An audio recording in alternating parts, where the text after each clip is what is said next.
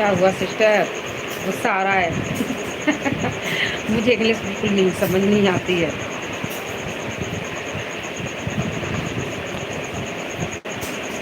हिंदी भी हिंदी भी टूटी फूटी पढ़ती हूँ।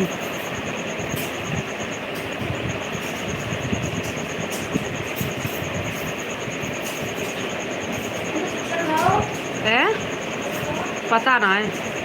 अबे कहाँ से कहोगे, छत पे होगा अंजान है। टाइम तो हो गया, बात बोलते हो नहाने के लिए, नहा फ्री है जे।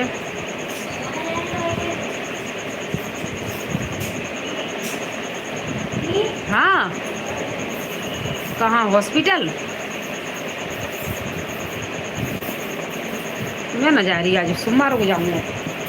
भीड़ मिलती है एक तो, मन ना हो तो। हाँ। खा पी लेने दे तब तक भाई, तब तक भाई खा पी लेने दे।